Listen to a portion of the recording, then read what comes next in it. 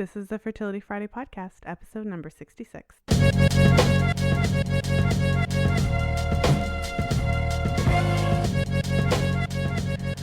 Welcome to the 66th episode of the Fertility Friday podcast. Thank you for joining me today. I'm Lisa from fertilityfriday.com, and this is your source for information about the fertility awareness method and all things fertility. If you've been enjoying the show, I would love it if you take a moment and leave a review and a rating on iTunes. It helps the show move up in rankings so that more people can find it. And of course, I'd like to thank all the listeners who have left reviews already. I read all of the reviews and I really appreciate you taking the time to let me know how I'm doing. And make sure to head over to fertilityfriday.com and join my mailing list. This way you'll be the first to know when I release a new blog post, a new episode, or anything else exciting that's happening at Fertility Friday. And in 2016, I will be opening up my schedule to see clients. So if you're learning about the fertility awareness method and you want to work with an educator who can walk you through some of the basics of charting and help you to gain confidence in interpreting your charts, you're in the right place. So shoot me an email at info@fertilityfriday.com and we'll set up a free 15-minute consultation to figure out if we're a good fit to work together. And in today's show, I'm very excited to welcome my guest, Dr. Natasha Campbell-Mcbride. Dr. Natasha is a medical doctor who graduated in Russia, and after practicing for 5 years as a neurologist and 3 years as a neurosurgeon, she started a family, moved to the United Kingdom, and that's where she got her second postgraduate degree in human nutrition. So you may have heard of her, and she is well known for developing the concept of GAPS, gut and psychology syndrome. And she describes this in her book, Gut and Psychology Syndrome, Natural Treatment for Autism, ADHD, Dyslexia, Dyspraxia, Depression, and Schizophrenia. And so if you haven't heard of the GAPS diet, it was developed to treat chronic inflammatory conditions in the digestive tract as a result of a damaged gut lining. And through years of research and clinical experience, Dr. Natasha has adjusted her protocol to fit the needs of her patients suffering from a variety of intestinal and neurological conditions. And those are as a result of an imbalanced bacterial ecosystem within the GI tract. And so the GAPS diet focuses on removing foods that are difficult to digest and damaging to the gut flora, and replacing them with nutrient-dense foods to give the intestinal lining a chance to heal and seal. So you might be wondering what this has to do with fertility, but in today's show, we're going to be talking about the importance of gut health for fertility and pregnancy, as well as the important role that gut health plays in the health of your children. So without further ado, welcome to the show, Dr. Natasha. Hello, I'm delighted to be here. Thank you for inviting me. Well, thank you so much for being here. And so I did give you a bit of an introduction there, but I would love for you to share with the listeners how you actually came upon GAPS, how your interest sparked, and what inspired you to create this amazing treatment protocol. When I was working as a mainstream neurologist, and I was dealing with multiple sclerosis and polyneuropathies and amyotrophic lateral sclerosis and other neurological disorders, I've noticed that all of my patients, pretty much all of them, had serious digestive problems. But of course, our mainstream medicine is divided into specialities, and specialities generally don't cross over. So neurologists don't look at the digestive system. It's not their department. They just invite a gastroenterologist to look at that and give their recommendations. But I wondered if that had something to do with the neurological picture that we saw in a patient. Then later on, when I started my own family, my first child was diagnosed autistic at the age of 3, which threw me in a very steep learning curve because my own profession had absolutely nothing to offer to my child. I had to find a solution. And that search and that education, that led me to developing my ideas and my theories, and led me to going for another postgraduate degree in the human nutrition, because I realized that the basis of human health is food that we eat. Wow. That there's no way of stepping aside from that. There's no other way. Food is the most fundamental cornerstone of our health. People need to understand that. Again, people used to understand that, but they need to remember that. So the result of that is that my own child has fully recovered. We got rid of the diagnosis. He is now a young man, perfectly healthy and having a very happy, healthy life, forgotten all about his past. And as I was helping my own child, I was in contact with many other families with similar situations. and I've opened the clinic and started helping other autistic children. And I've discovered that apart from autism, the siblings of these children had ADHD and dyslexia and dyspraxia and asthma and allergies and digestive disorders and various other physical symptoms and conditions. Very often they were fussy eaters, these children. So I've realized that those disorders stem from the same root as autism does. And then as I was looking at the parents of these children, I found that the parents, particularly the mothers, have chronic fatigue syndrome, and allergies, asthma, eczema, and fibromyalgia, and digestive disorders, and multiple sclerosis, and rheumatoid arthritis, and various other problems with their joints and muscles and levels of energy. And quite often, depression a little bit. Maybe the memory is not so good. Maybe sleep is not good. Emotions are not so good. But one prevailing thing that I've seen in all mothers is that their hormonal balance in the body is upset. It is completely out of balance. Because what we need to understand that all our hormonal glands work as a team, starting from the hypophysis and hypothalamus in the brain, and then going down to thyroid, to pancreas, to adrenals, to thymus, to your sex glands, and to other adrenal glands in the body. They work as a team, they talk to each other, they communicate with each other. And once one of them goes out of kink, the rest of the system goes out of balance too, in order to compensate.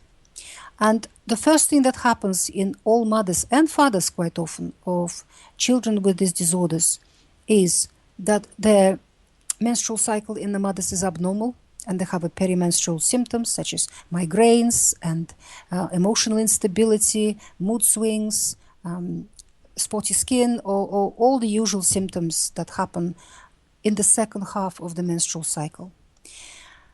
So based on all that, I have developed a condition which I called GAPS, Gut and Psychology Syndrome, and Gut and Physiology Syndrome. Both happily abbreviate to GAPS in the English language, GAPS. Basically what it is, we have a person with abnormal gut flora. You probably know that there is some bacteria living inside your digestive system. Well, recent research has discovered the fact that 90% of all cells and all genetic material in your body is your gut flora. 90%. So your body is just 10%, a shell, a habitat for this mass of microbes that live inside you. And we ignore them at our peril because they are the rulers of our metabolism and pretty much of everything that goes on in your body. They're in charge. Not you, not your body. Those microbes. And we have in a person with a healthy gut flora, a healthy person, that microcosm inside your digestive system is highly balanced and highly diverse. We have beneficial bacteria there, beneficial fungi, beneficial viruses, beneficial protozoa, beneficial worms, emit-along things there, also beneficial for us, all sorts of things. But all of these things live in a diverse community where no one is allowed to get out of control and overgrow. They all control each other. They plant each other, they harvest each other, they eat each other, they encourage each other, they control each other, basically. Trouble is, we live in a world where we are constantly attacking our gut flora.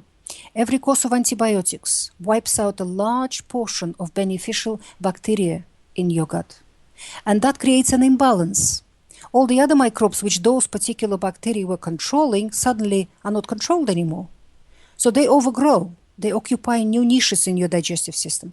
And once they have established themselves there, it's very difficult for the recovering bacterial population to then take them under control.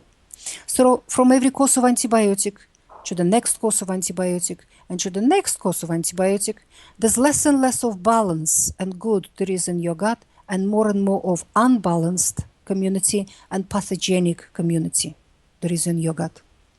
The same happens with the contraceptive pill. Contraceptive pill is something we take for many years. It is a chronic intake of very powerful drugs. These are hormones. And they have a devastating effect on your gut flora, on the diversity in your gut, and on your immune system as well, and on many, many other functions in the body too. So women in our modern society, unfortunately, are a target for many man-made chemicals. They are marketed to women specifically. Look at what happens in the modern world. As soon as the girl is born in our world, we have a whole generation, number of generations of girls who were not breastfed because that went out of fashion because all the formulas came in on the market. So many of you were not breastfed as babies. Breastfed children develop completely different gut flora to the children who are bottle-fed.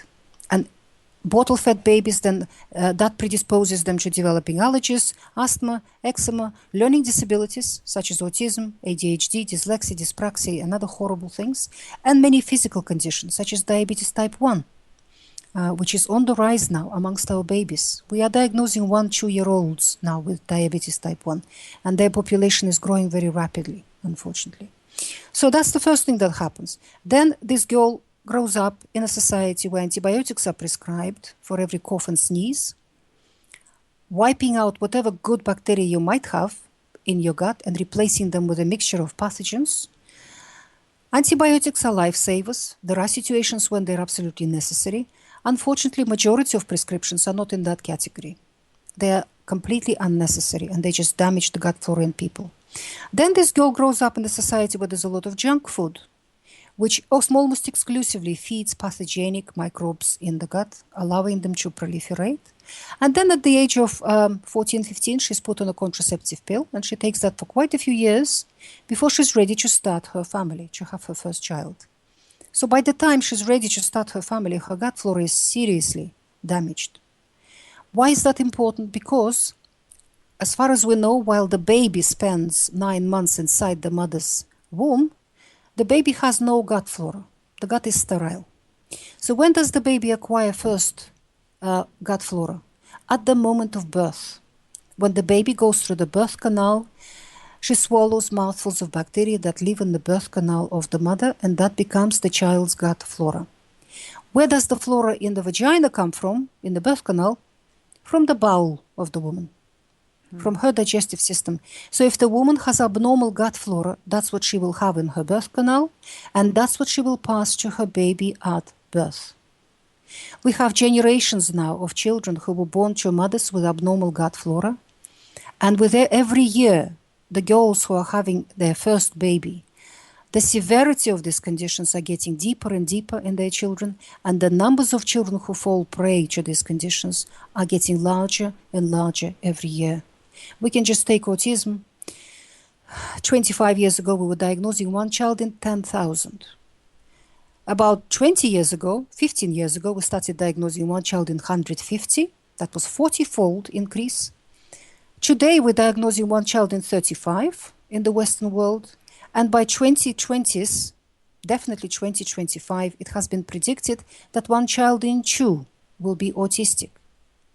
So you young ladies who are listening to this program and who are planning to have children, 1 in 2 of you may have an autistic child. And that is an absolute disaster coming upon humanity. What about the other half of children? They're not going to be healthy either. They're going to suffer from ADHD, dyslexia, dyspraxia, diabetes type 1, eczema, asthma, allergies, food intolerances, and all sorts of other terrible physical and mental illnesses. All because every year, ladies who are giving birth to these children have deeper damage to their gut flora than the ladies who gave birth last year, and the year before, and the year before. It is like an avalanche coming upon humanity. Another damaging factor here that has become apparent recently and very important factor is the toxic load that the baby is born with. It sounds unfair, it sounds cruel, but the way Mother Nature designed a woman's body is that the body of the woman uses pregnancy as a chance to clean up by dumping its toxins into the fetus. We live in a world where our girls nowadays from birth are encouraged to use all sorts of man-made chemicals on themselves and in their food and drink. Our 5-year-old children now dye their hair and perm their hair and paint their nails and start using makeup. And our babies from birth are using all sorts of personal care products which are completely unnecessary. All the bubble baths and all the shower gels and all the antiseptics and all sorts of other personal care products, which all absorb through skin very effectively and store in your body. So the girls' bodies nowadays are a target for a whole myriad of thousands of man-made chemicals which are absorbing through skin getting in through the toothpaste, through the food, through the drink into her body, and getting stored and stored and stored. When this girl grows up and gets pregnant for the first time, her body thinks, great, I can clean up now. I can unload all this nasty lot that I have been accumulating all of my life. And it dumps it all into the fetus. We have an epidemic of miscarriages, and the majority of them are first pregnancies in our ladies. What's happening there? The amount of toxicity that the woman is dumping into the fetus is enough to kill the fetus. So the woman will miscarry or will have a stillbirth. She'll clean up on that particular baby. So her following pregnancies will be cleaner. Wow. So her following children will be cleaner, and they will be more viable as a result and have a stronger constitution to survive, to live. And I know quite a few young ladies nowadays who have 1, 2, 3 miscarriages before they're able to produce a viable baby. And also, if you look at the statistics of autism in children, diabetes type 1, rheumatoid arthritis, ADHD, dyslexia, dyspraxia, schizophrenia in our little ones, and other mental and physical illnesses, vast majority of these children are firstborn because they got the brunt of the toxicity from the mother, these children. The amount of toxins she was dumping into the fetus was not enough to kill the fetus, but it was enough to undermine the child's constitution. So this child was born with a very heavy load of toxins, plus this child acquired abnormal gut flora from day one of the child's life. So these children are really damaged, and they really have poor constitution, and they really have a very poor start in life. That is why many of them are dying nowadays, because the severity of diabetes type 1, for example, that we have, and the severity of FFPs, that's another terrible condition that is gaining epidemic proportions in our children, where the child is allergic to all food on the planet, pretty much, just vomits and diarrhea, a purely breastfed baby, and many other disorders. So ladies who are planning your families, beware of this. Beware of that. It was known in all traditional societies for centuries that pregnancy is a sacred time, a very special time. You have to prepare for it first. And both the father and the mother need to prepare for a year or 2 before getting pregnant. They need to clean up their bodies. They need to clean up their lifestyle. They need to eat well. They need to make their bodies healthier, because your child comes out of your body. If your body is sick, you are not able to produce a healthy child yourself. You will produce a sick child. And that has been known for millennia in traditional societies. And then during pregnancy, a pregnant woman needs to be so careful what she's using on her body, on her skin, on her scalp, and what she swallows into her body. So she produces a baby which has a smaller toxic load, and she looks after her gut flora, and she looks after the flora in her birth canal. In my book called Gut and Psychology Syndrome, I have a part 4, which is dedicated to preconception, pregnancy, and new baby. Please read that part if you're planning to have a child. It is important for you to do that. It is important particularly for the Western ladies in the Western world to go through all those procedures because of all the epidemics of childhood illness we have. But let's come back to the lady. Let's come back to the fertility. Well, Dr. Natasha, I think that for the listeners who may not be familiar with your work, in that short window of time when you were describing the conditions that can result from having an abnormal gut flora, the impact that it can have not only on the mother but on her children, and in addition to the abnormal gut flora, the toxic load and what a devastating impact that can have on fertility and even causing miscarriages. I feel that that's a lot of information, and for someone who may never have who has never heard of GAPS before, so if someone is hearing you for the first time, it might be overwhelming, and very kind of scary to hear all that. And I think it's important to really jolt people out of that, this, because one of the things I was going to ask you, I feel like gut flora is often a part of the preparation for pregnancy that just doesn't even come to mind for a lot of women. Exactly. It doesn't even and then if it does, exactly. It's like, okay, I'll just take a probiotic. So maybe one of the things I wanted to ask you, you talked about all of the different conditions. Could you maybe talk a little bit about how the important role of healthy gut flora in terms of a strong immune system, and why it's protective against a lot of those conditions. Because, like I said, for someone who's been listening for the first time, to hear that there's a connection between allergies, asthma, eczema, autism, PMS, menstrual issues, to schizophrenia, all to our gut, I feel that is it's a profound concept, because the typical Western, oh, we don't know what causes these things and blah blah blah, just go put some cream on it or whatever. So maybe you could talk a little bit about how a healthy gut flora is protective. Absolutely. Let's talk about it. Well, what happens in many people nowadays is that their gut flora is damaged, and that means that the gut wall integrity gets damaged, because the gut wall integrity is looked after by the gut flora. They're the housekeepers of our digestive system. It means that your gut wall becomes porous and leaky, holes develop in your gut wall, and that means that all sorts of things start absorbing, which normally should not absorb.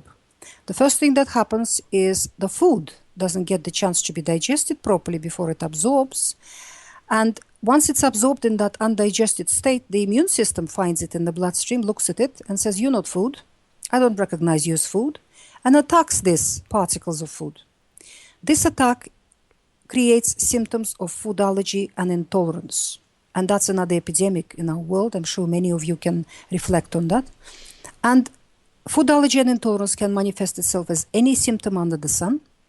It can be a panic attack, it can be a drop in your blood sugar level, can be an asthma attack, can be hives, can be itchy skin, can be a bout of cystitis. It can be a headache, a migraine headache, or anything else at all. And the reaction can be immediate or delayed. So on any given day, you have no idea what you're reacting to. You might be reacting to something you've eaten today, plus something you've eaten yesterday, plus something you've eaten 2 weeks ago. All these reactions overlap on top of each other. And they create a myriad of symptoms. Food allergy and intolerance always affects the thyroid gland, for example, making people hypothyroid. Because the adrenal glands support the thyroid gland, they get run out of puff very quickly and become exhausted as well. So you get an imbalance in there already. On top of that, what happens? All the pathogenic flora that is sitting in your gut digests food in their own way and convert it into thousands of very toxic chemicals, poisons, which are absorbed through the damaged gut wall into the bloodstream and get distributed around your body. Wherever they get you in the body, they will cause symptoms, they will cause trouble.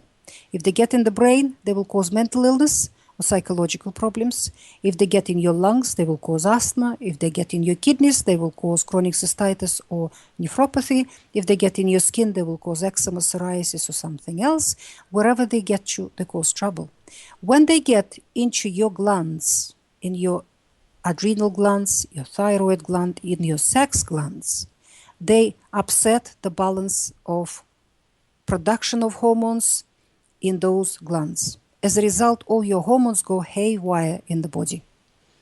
The balance between estrogens, progesterones, thyroid hormone, and all the other hormones goes completely wrong. And as a result, our hormones are rulers of our metabolism.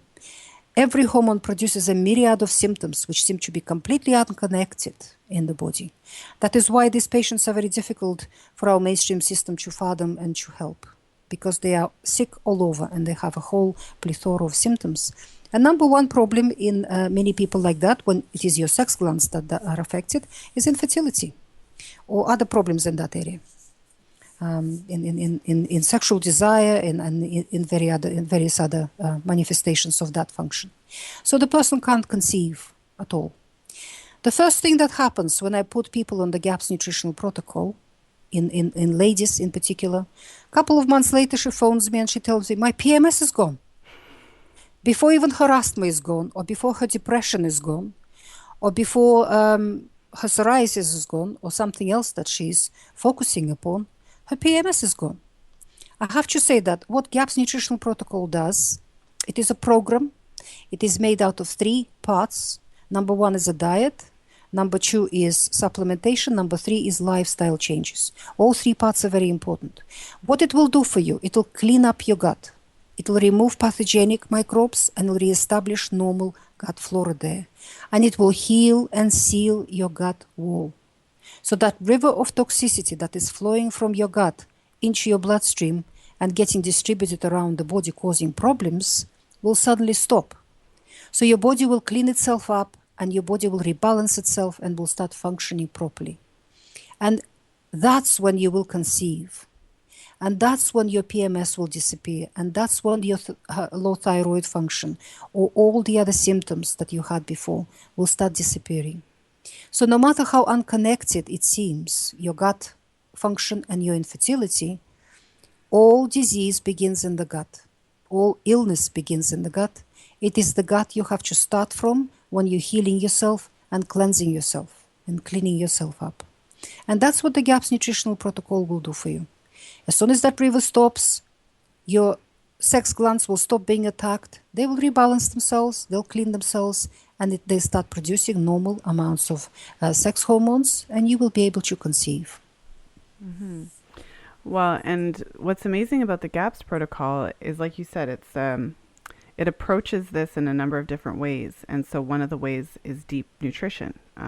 The food that's recommended in the GAPS diet is highly nutritious, real, actual food, no processed food.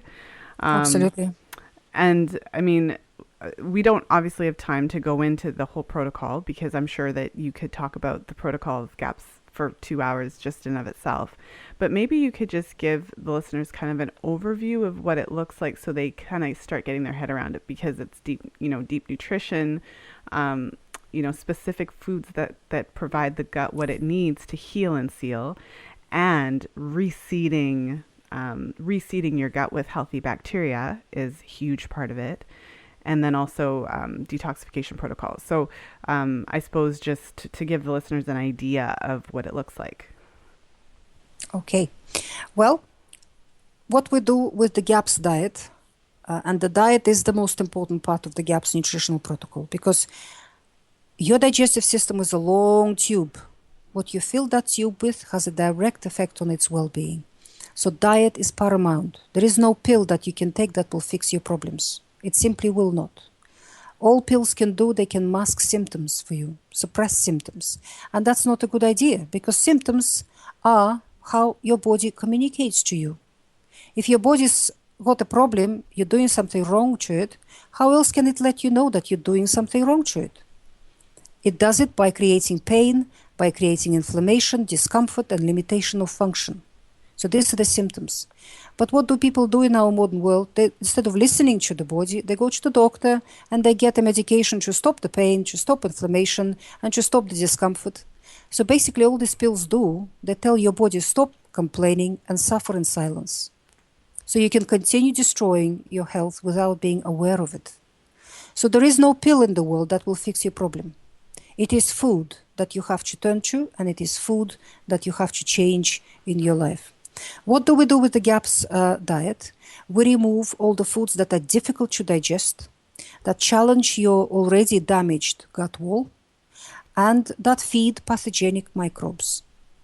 And that means all processed foods have to be out, all refined carbohydrates have to be out, all grains have to be out, sugar, and all the other refined carbohydrates and refined things. We focus on foods which feed the beneficial microbes in the gut and which heal and seal the gut wall, the nourishing foods. The gut wall has a wonderful structure. It's covered by very specialized cells called enterocytes. These cells only live a few days. They work very hard because they are the cells that digest the food and absorb the food for you. They complete the digestive process. So they get worn out quite quickly, get shed off, die, get shed off, and replaced by newly born cells, which are born at the depth of the crypts in the digestive system. In order for your gut wall to heal, it needs to give birth to a huge number of new, healthy enterocytes. In order to do that, building materials are required. You need bricks and mortar to make these cells from. And these cells are made out of 50-50, 50% protein, good quality protein, and 50% fat. And that's what we focus upon in the GAPS nutritional protocol. So the basis of the diet are meats, fresh and frozen, which are cooked at home, fish, eggs, fermented dairy, fermented vegetables. We eat a lot of vegetables, we eat fruit, and we eat nuts and oily seeds. We bake from nuts and oily seeds. GAPS nutritional protocol is divided into, GAPS diet is divided into 3 parts. We have GAPS introduction diet, we have the full GAPS diet, and we have a happy stage of coming off the GAPS diet. The beauty of GAPS nutritional protocol is that you don't have to be on it for life. Once you've healed your gut, you've sealed your gut, and all your health problems have disappeared, then you can come off the diet and reintroduce foods that you could not have before. But for the majority of people, they have to stay on the diet for about 2 years. Introduction diet achieves deeper healing, more thorough healing. It really removes food allergies and intolerances, really seals the gut wall. It does a lot in the body. But from the practical point of view, it is difficult. It requires a lot of patience, a lot of perseverance, and it requires a person who knows how to cook, who is set up, whose kitchen is set up, who's got good supplies of food and everything else. Full GAPS diet is easier to implement. It has a larger list of foods that are allowed on it. And on full GAPS diet, you can eat out and you can even order meals in as long as you follow the lists of what's allowed and what's not allowed. And you can travel on a full GAPS diet. So for people who are not ready, who need to learn to cook, need to set up their kitchen, need to find their supplies of food, it's a good idea to start from the full GAPS diet. Don't start from the introduction. Stay on the full for a few months. A proportion of you will find that you recover just on the full GAPS diet, that you never need to go through the rigors of the introduction diet. That you will recover just on that, you'll get better, your IBS will disappear, or your eczema will disappear, or your mood swings, or your PMS, and infertility, and whatever other symptoms you may have. For other people, having been on the full GAPS diet, let's say for 6 months to a year, then it's a good idea once you set up and your kitchen is set up and you're cooking and everything is rolling well, then you can give yourself a couple of months of the introduction diet, of a deeper healing. Organize your life so you can focus on that, so you don't have to travel, you don't have to work too hard or do something else, and just go through the introduction diet. And that will remove whatever stubborn symptoms or stubborn problems you may still have in your body.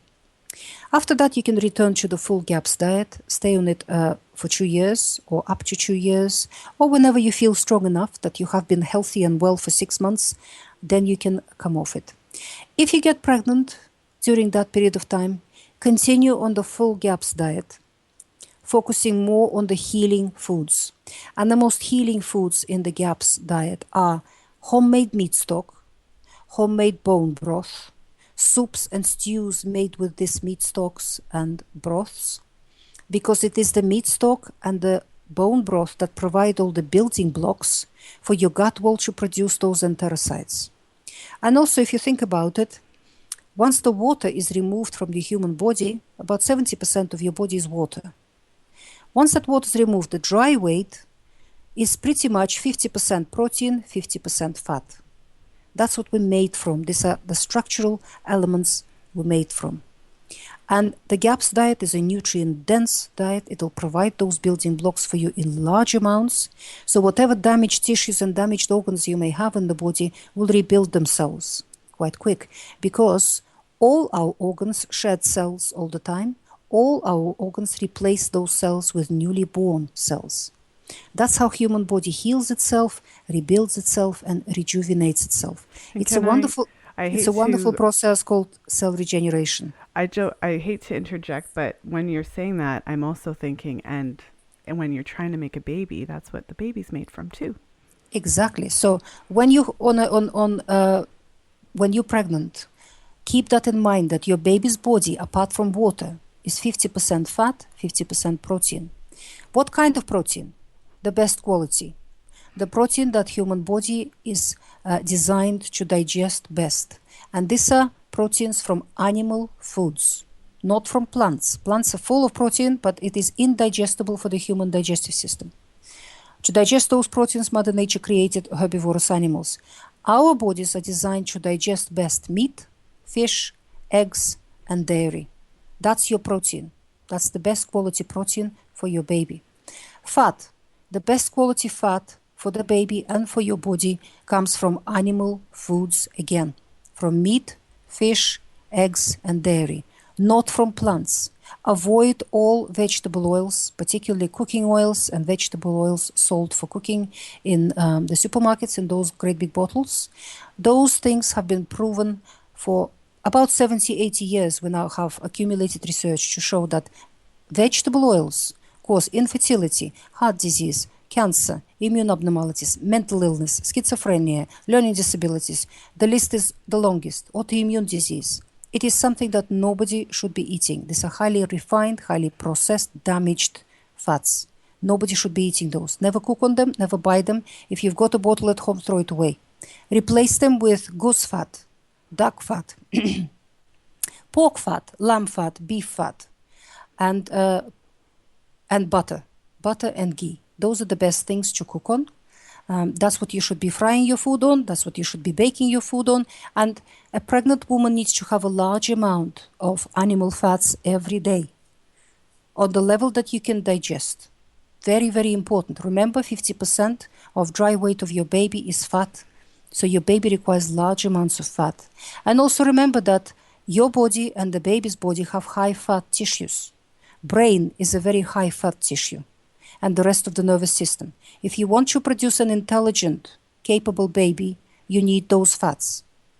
Eyes, our retina is all fat, very high fat tissues. If you want your child not to be in glasses, but to have good, sharp eyes, good eyesight, you need fats. And you need good protein, and these are animal fats that are required. Butter on a daily basis, eggs. If you want your brain to function properly, an endocrine system, your thyroid gland, your sex glands, your adrenals, your pancreas are high-fat organs. So in order for your baby to build healthy hormonal system, the baby requires animal fats, and the same is for you. Our bone marrow is a high-fat organ, and that's a maternity unit for all our blood cells and for all our immune cells. Your immune system is born in the bone marrow. It is a high-fat organ, and in order to build it, again, you need lamb fat, beef fat, goose fat, fish fat, pork fat, butter, ghee. These are the things that people should be cooking on and people should be having plenty of. When I talk about fats, people immediately ask me a question about the heart disease, because we live in a world of fat phobia based on a hypothesis called the diet heart hypothesis, which has been proven to be entirely wrong.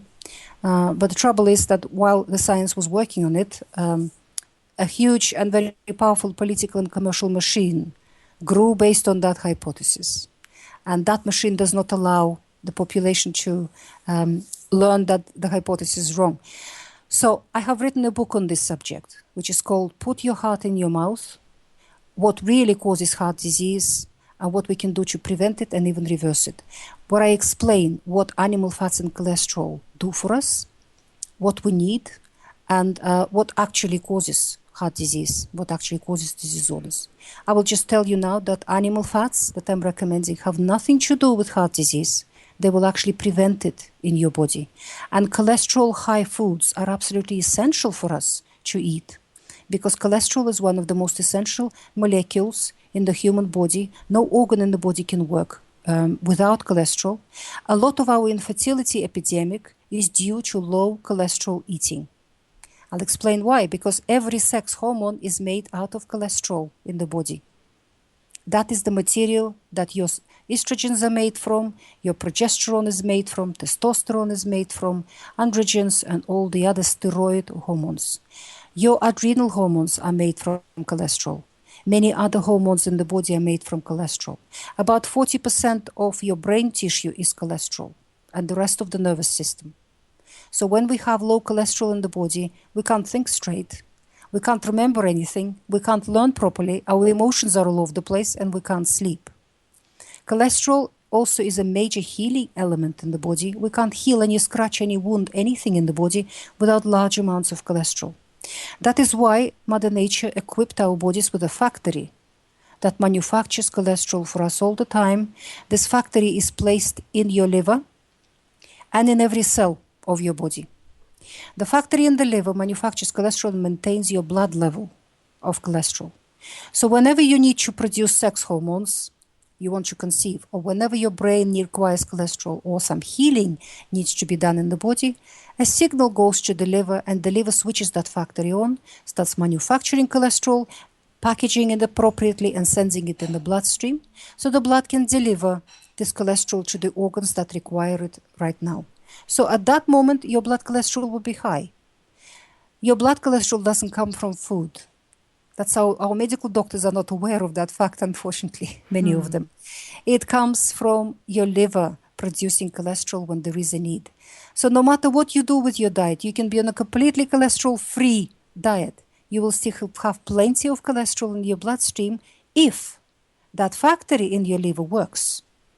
Problem is, many chemicals that we pollute our bodies with are very capable of breaking down that factory. Many of our personal care products, our makeup, our shampoos, our deodorants, our laundry detergents, our dishwasher detergents, chemicals we use in the house, professional chemicals, all sorts of chemicals. If they accumulate in the body, they can break down that factory.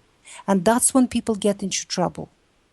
That's when they cannot heal anything in the body and they start developing a lot of damage and start aging. That's when the immune system cannot work because the immune system requires large amounts of cholesterol to work. That's when your memory goes and you become cranky and unreasonable and oppositional defiant because your brain's starving for cholesterol. It cannot function properly. And that's when your sex glands cannot produce any hormones, your adrenals cannot produce any hormones, and many other organs in the body suffer as a result. An interesting research has been conducted for years in American prisons. And what they discovered that more than 85% of violent offenders, people who committed violent crimes, murders, and other violent crimes, have low level of blood cholesterol. That factory in their liver is broken down. It's not manufacturing cholesterol. That is why these people are violent. That is why they committed murders. That is why they have no self-control and can't behave themselves, because the brain is shrinking, it's starving for cholesterol. As a result, it cannot function properly in these people. And that's what on a mental level happens. But on a level of hormone production, they cannot produce those hormones. The whole metabolism in the body goes wrong. So please don't, if you're interested in that subject, please read my book, Put Your Heart in Your Mouth. It will explain to you that concept very well. But let's come back to pregnancy. Let's come back to diet. So we eat a lot of meat. We cook it appropriately. There's a recipe section in my book which describes how to cook meats properly. We eat fish. We eat plenty of eggs. You can't overdose on eggs. The more eggs you have during pregnancy, particularly raw eggs, particularly with raw egg yolks, the more intelligent will be your baby when it's born. The healthier your baby will be, the healthier the immune system will be of your baby. And raw eggs not only nourish us well and provide us with wonderful building blocks and wonderful building blocks for your baby, it actually is a powerful cleanser, particularly when they're raw. Okay. So they will be cleansing and removing toxins out of the body. And can I ask you a question? Sorry, can I ask you a question about the eggs? Because one of, like, if you speak to, your modern naturopathic doctors, they'll tell you that one of the most common allergens is eggs. So for people who then know they have either a food sensitivity or an allergy to eggs, how do you, you could talk about how you would counsel them. We have to divide allergies. There's one allergy which is an anaphylactic type allergy, IgE mediated. That's the classical allergy. That's the kind of allergy like a peanut allergy, when you can just a sniff of the food can kill you because your lips swell, you can't breathe, your breathing passages swell, and you go into an anaphylactic shock. That's the only allergy we respect and we pay attention to. Food allergies and intolerances, which people usually identify through testing, should be ignored, because these allergies are due to the fact that your gut wall is like a sieve. It's damaged, it's porous, it's leaky. Focus on healing and sealing your gut wall through GAPS introduction diet. Once you healed and sealed it, your food allergies and intolerances will disappear, because the food will then have a chance to be digested properly, broken down properly, before it absorbs. And once it absorbs in a properly digested state, it stops triggering these reactions and stops triggering these allergies. The immune system will not react to these foods. So ignore those food allergies and intolerances. So the only allergy to egg that we respect is an anaphylactic type allergy, for which a doctor will give you EpiPen injections or something else that you have to use, and it's a dangerous, life-threatening situation. That's the only thing. But I have thousands of children and adults in my clinic who recovered from those as well. Because as soon as we normalize the gut flora, as soon as we normalize the heal and seal the gut wall, the immune system rebalances itself. Your immune system is very, very clever, and about 85% of it is located in the gut wall. So your digestive system is the biggest and the most important immune organ in your body. Once you heal your digestive system, your immune system will change entirely, completely. It will rebalance itself, it will function entirely differently. And in many people, initially we found that by accident, when the child has eaten something the child shouldn't have eaten from another child at school or something, and there was no reaction. Peanut allergies disappear. Egg allergies disappear, milk allergies disappear, anaphylactic type allergies disappear once the immune system rebalances itself and gets better. But that's in a proportion of patients. I haven't got a conclusive on that yet, but I have enough cases like that to say that, to show that that's what happens. But with the food allergies and intolerances, which are due to the damaged gut wall, following the GAPS introduction diet is the best way and the only way that I know of to get rid of those allergies. Just ignore the allergy, don't do the testing. I don't even recommend you do the testing. Focus on healing and sealing your gut wall. Once that happened, these allergies will disappear. Okay, and well, you were talking about the healing foods for pregnancy, and so we talked about, you know, the importance of protein and fat, meats, bone stock, dairy. Maybe you could touch a little bit on dairy. What type of dairy? Because I'm sure you don't mean all dairy. Of course not. And then we could talk a little bit about the important role of fermented foods and probiotics. Absolutely. Well, the first thing I will tell you, don't buy your dairy products in the supermarket. Because supermarket dairy products come from wrong kind of cows. These cows have been developed in laboratories in the Western world in the 60s and 70s. They are not a natural animal. They're artificial animals, which were bred. They took cows which had a tumor in their brain, in their hypophysis, and as a result, they were producing too much growth hormone. And it's the growth hormone that makes the cow produce milk, too much milk. So as a result, those cows with those tumor cancer, those brain tumors, had a huge amount of milk that they were producing. So they took those cows and they bred from them, and they produced a modern milking cow called Holstein Friesian, those great big black and white beasts. This is not a natural cow, this is a Frankenstein, and it produces Frankenstein milk. Those cows live a very short life. They usually die from arthritis, cancer, infertility, or some other disease. They're diseased from the beginning. And most of them, about 75% of them, recent research has demonstrated, have mastitis at all time. So they have to be fed antibiotics on a regular basis because a lot of pus goes into their milk, and their milk has to be pasteurized, has to be processed.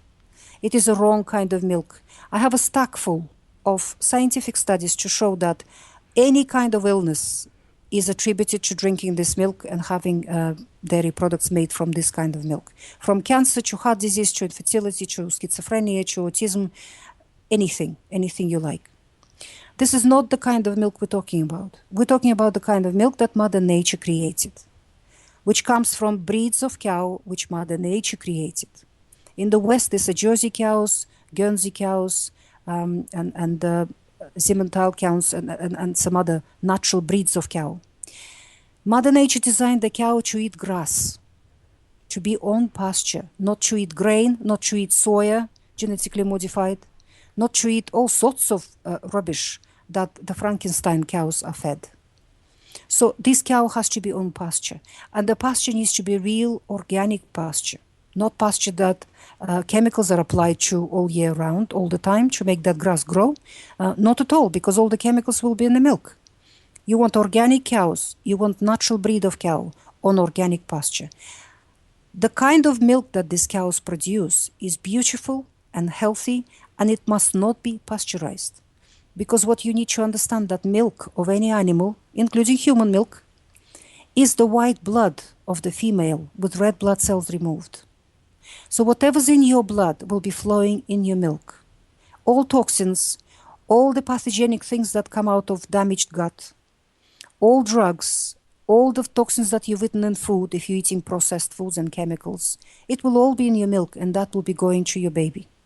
So if we have an organic cow on organic pasture, real cow, and we don't want to pasteurize that because the milk is alive.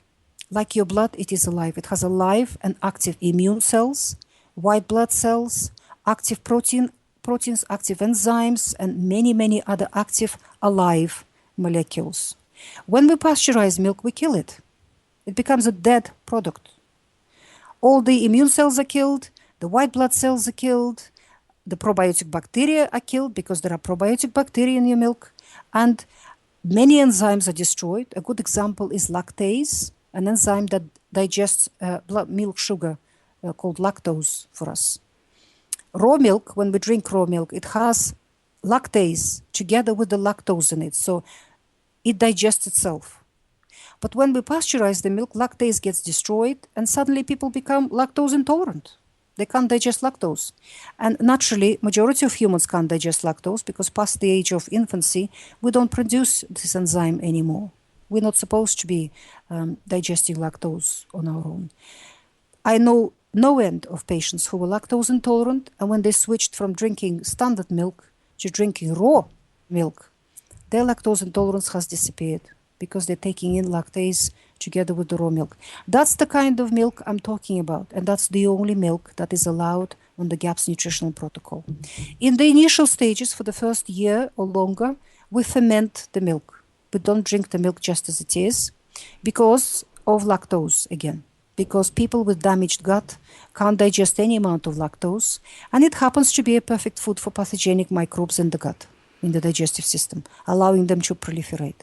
So when we buy our raw organic milk, we make yogurt from it, we make homemade cheese from it, we make kefir from it, we make sour cream from cream, and that's the form that we consume the dairy in.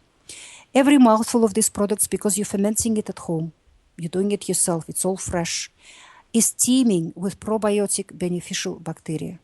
So every mouthful of your yogurt and kefir and your cottage cheese that you've made at home or your sour cream, you are supplementing your gut flora with beneficial bacteria. You're normalizing your gut flora. On top of that, this is the part of the fermented foods that we have in the GAPS nutrition protocol, which are a very important part because you have to introduce beneficial bacteria in the gut. And the best way to introduce them is through food. I know we have many probiotic supplements on the market, but these are species of microbes that were grown in artificial environments, in laboratories. They come in a group which is not balanced. It isn't a natural diversity. There is no diversity in there. And they're very weak. They don't survive long in the body, and they don't make a huge difference in the body. When you're eating fermented food, whether this is kefir or yogurt or fermented vegetables, which we do a lot in the GAPS nutritional protocol. We ferment all our vegetables, many of our vegetables. You're taking mouthfuls of a whole habitat, a whole microbial ecosystem living on that cabbage. It's not just bacteria, it's yeasts, it's beneficial fungi, it's beneficial protozoa, beneficial viruses, which we haven't even researched majority of yet, and many, many other good things. They are far more stable, they are far more powerful, they're active, they're producing digestive enzymes for you, and they will straighten up your gut flora much better. And also that piece of cabbage will carry these beneficial microbes all the way from your mouth, all through your digestive system to the very end, populating all of those parts of your digestive system with beneficial flora. While a probiotic in a capsule will probably be killed in the stomach by the stomach acid or settle in the upper parts of the digestive system and probably will never make it all the way to the end in an active state. So fermented foods are a very important part of the GAPS nutritional protocol. We have them on a daily basis. We introduce them gradually, fermented foods. Mm-hmm. So that's the GAPS nutritional protocol. Well, and one of the things you mentioned at the beginning when we first started talking was that it wasn't just the mother that this is important for. So maybe you could touch on why it's important for the father, the male involved, to also be concerned about his gut flora. Absolutely. We have through all the research we've done in genetics in the last 50 years, the more we research the genetics, the more we realize that genes are not our destiny. In fact, they don't predetermine anything in the body whatsoever. That it is epigenetics that are the most important. We have a new science of epigenetics now. What is epigenetics? Epigenetics are all the environmental influences that choose which genes in your body are going to be expressed and which genes are going to stay dormant for the rest of your life. We're all born with a huge choice of genes. Every one of us has genes for manifesting cancer, multiple sclerosis, schizophrenia, depression, infertility, rheumatoid arthritis, nephropathy, anything you like. We all have those genes. But it is the environmental factors that we create in our lives that choose which genes are going to be expressed. So by manipulating the environmental factors, you can consciously choose what genetics you want to express and what genetics you want to leave on the shelf and never express. I'm sure nobody wants to express multiple sclerosis or rheumatoid arthritis or cancer or anything like that, particularly in your child. What are these environmental factors? The diet is the most important factor. That is your biggest environmental factor that you can manipulate and you can change. Man-made chemicals that you expose to yourself to. Exposure to electromagnetic pollution. We live in an electromagnetic soup, and the soup is getting thicker. We can't see it, but we know that our mobile phones are working, our Wi-Fi are working, our smart technologies are working. It's a soup. And a human body is an electromagnetic machine. It functions on magnetic forces, and this soup will affect it. It will have an effect on that. There are many, many other environmental pitfalls that we have created in our modern world. So if the father is aware of that, and the father avoids these things during preconception and during conception period of time, the epigenetic influences that are going on in his body, his diet has to be very clean. He has to look after his diet. He has to avoid chemicals. He has to avoid pollution as much as possible. He has to avoid stressful situations. Even our thoughts, even our attitudes, whether it's a positive or negative attitude and other attitudes in life, are a major epigenetic factor. All of those factors will be imprinting on his spermatozoa, on his sperm. All of those factors. And that will predetermine what kind of baby he will produce. Whether it will be a positive child or it will be a negative crying baby. Whether it will be a winner in the world or a loser in the world. Whether this will be a healthy little bunny or a very sickly little child. All of those factors are very, very important. And they're important for the father and for the mother, for both of them. So we have to be very aware of what we're doing in preconception, during conception and afterwards. Obviously, once the mother has conceived and the father doesn't have to then carry on following the GAPS diet, I do recommend that fathers follow the GAPS diet, full GAPS diet in preconception and during conception, as well as the mother. But once she's conceived, he doesn't have to carry on. But it will be a good idea for him to stay pretty much on those lines because that will keep him well and healthy and more able to support his wife through pregnancy and delivery and everything else and later on. Well, I feel like I always bring that up in the podcast because I think that unfortunately our society really just blames women for everything and puts the entire responsibility on her, even though she makes up, and obviously a very important part since we carry the baby, but the man's contribution, it's half of the baby's genetic material. Very important. And let me come back to the gut flora as well. You know that the mother passes her gut flora to the baby at the moment of birth, but the father's not exempt because the father has his own groin flora on all his groin organs, and that flora comes out of his bowel. So if the father has abnormal gut flora, he will have abnormal flora on his sexual organs, and he's sharing that flora with the mother on a regular basis. About 100% of mothers of severely ill children in my clinic have abnormal gut flora themselves. So it's very clear that they've passed it to the child. But I had about a handful of moms who didn't seem to be affected in that area. They seemed to have a perfectly healthy gut flora themselves. And yet their children were very sick. In every one of those cases, the father was absolutely riddled with abnormal gut flora. And that's where it came from in the child. Mm-hmm. That's incredible and not surprising, but incredible. And I think people need to hear the importance of the male to be on board. Do we have time for a few more questions, Dr. Natasha? Just a couple to end the show today? Yes. Okay. Before I get into the final questions, there's one question I really want to ask kind of on behalf of my listeners. So as you know, the majority of my listeners are women, kind of in that age of trying to conceive or even just learning about their bodies. But, like just within that age. And a lot of my listeners are either on the birth control pill or some hormonal contraceptive, or are thinking about coming off or have recently come off and are having issues or are even scared of certain issues coming back. One of the issues I'll just throw out there is acne, which is, tied to the gut, but we often don't think of anything that's happening on our skin as being related to our healthy gut. So before I get into the final questions, I wanted to ask you, for all the women who are listening and who have taken hormonal contraceptives, have come off of it recently and are wanting to conceive, what would you want them to know? And then even just in terms of that, like, because one of the biggest reasons why women go back on it after coming off of it is because of the acne that keeps coming back. What people have to understand that your face is the mirror of your bowel. Whatever's going on in your bowel will be right there on your face. Chinese have made this postulate 2,000 years ago, or maybe even longer. And with our modern tools, whatever we can study with our modern tools, we absolutely confirmed their finding.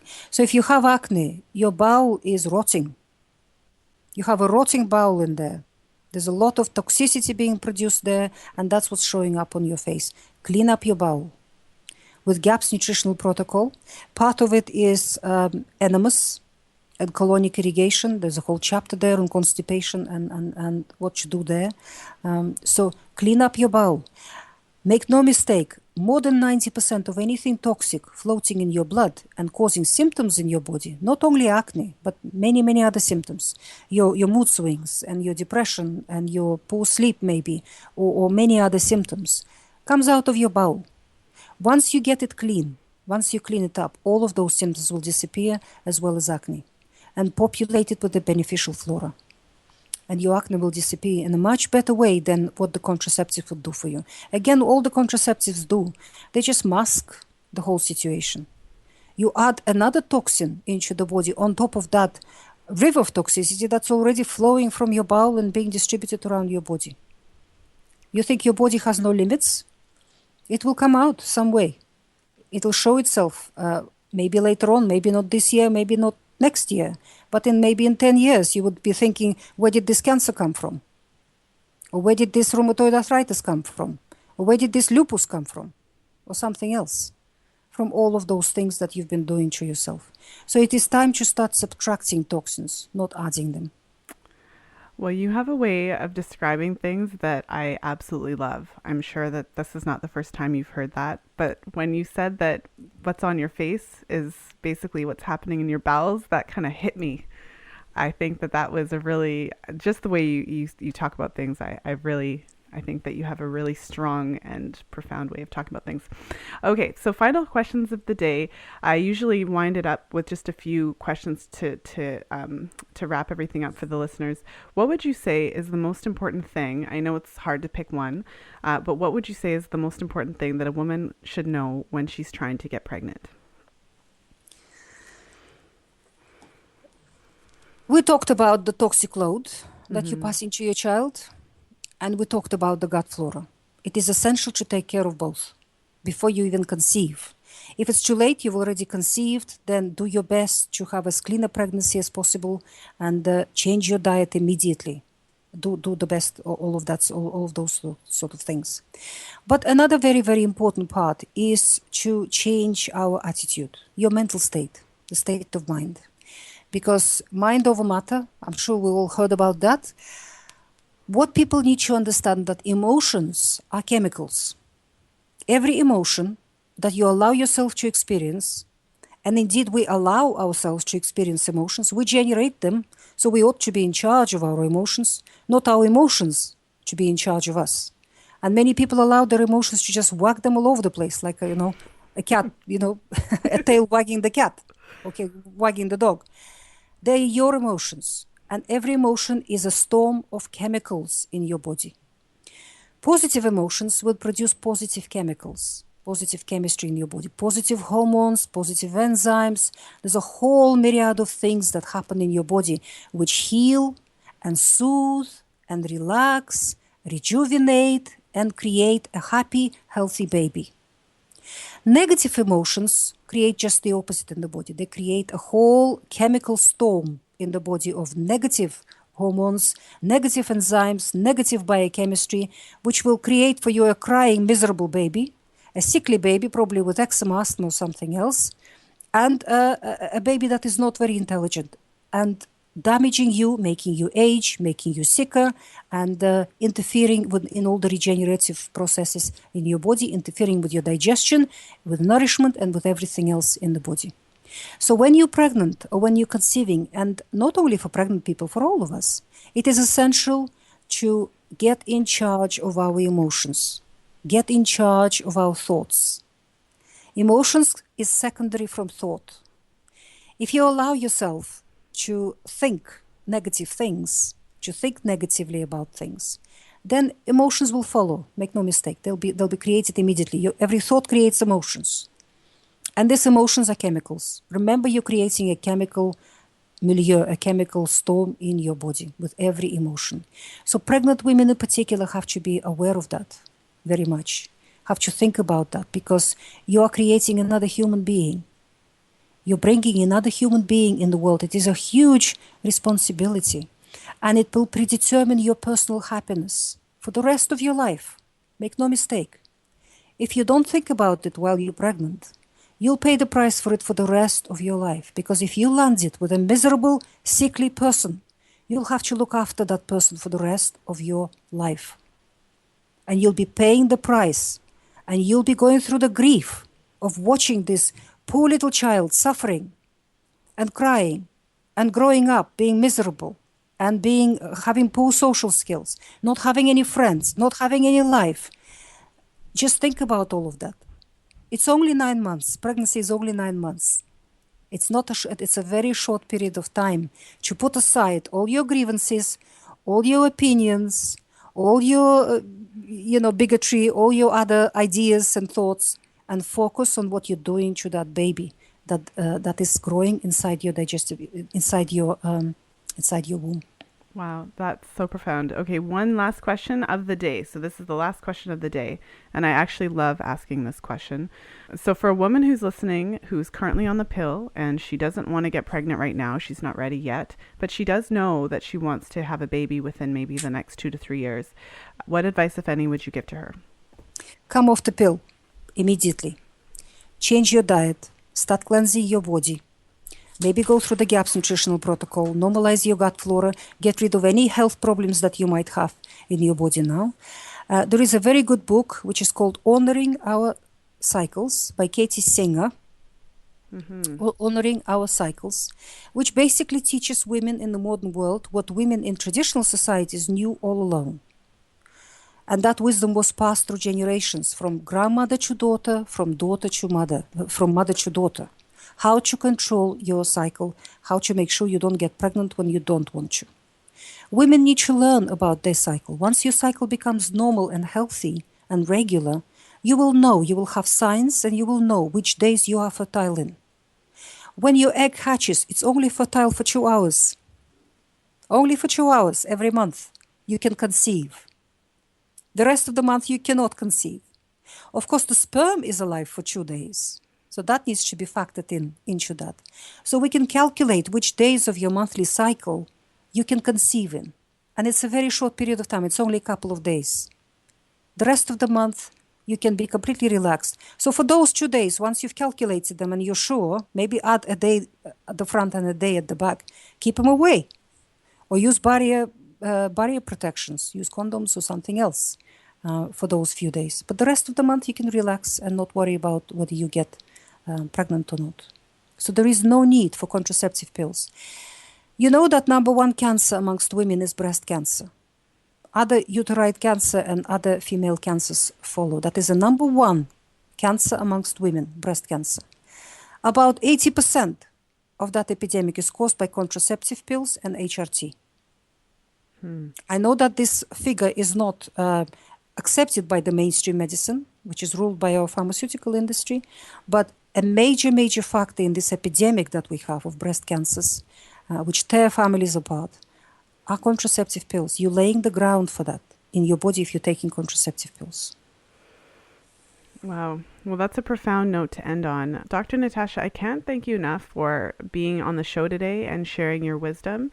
You are very wise, and I feel so grateful that we were able to have this conversation today. I'm so looking forward to sharing this information with the listeners. I think that in my perfect world, every woman would have the opportunity to hear you speak, because what you've said in this short period of time is so profound, and we don't hear this anywhere. Unless we seek this information out, we're not learning about the profound impact that a healthy gut, a healthy digestive system, a healthy immune system has, not just on us, but on our children. And that consciousness of really, like you talked about, really preparing for pregnancy, really, and not just physically. I love that you talked about also preparing our mindset. And these things are just not talked about. It's just not in the mainstream. And so I'm very thankful that you are here. I'm very thankful for the protocol you developed, and thankful that you're out there healing, because we need that. Thank you very much. I'm delighted to do this work. I'm privileged. Thank you for listening. If you enjoyed today's show, please share it with a friend. I'd love to hear your thoughts on today's show. We covered a lot of important information, especially related to our gut health. And so I would love to hear what you found the most interesting or what surprised you the most. So head over to fertilityfriday.com/66 and you can leave a comment there. You can find me on Facebook at facebook.com/fertilityfridays with an S. You can find me on Twitter at Fertile Friday. And if you enjoyed what you heard today, head over to the Facebook community. So just go to fertilityfriday.com/community and you'll be redirected to the Fertility Friday Fertility Awareness Facebook group. If you have been enjoying the podcast, please look for it on iTunes and leave a 5-star review so that more people can find it. Make sure to leave an honest review. I do appreciate all of you taking the time to let me know how I'm doing. And also, if you have an idea for a podcast episode or a guest suggestion, send me an email at info@fertilityfriday.com. I love to hear from you. And so I do appreciate all of you for taking the time to tune in to the podcast and support the show. And I love that you take me wherever you're at. So whether you're commuting, on the way to work, or working out, thank you for letting me be part of your day.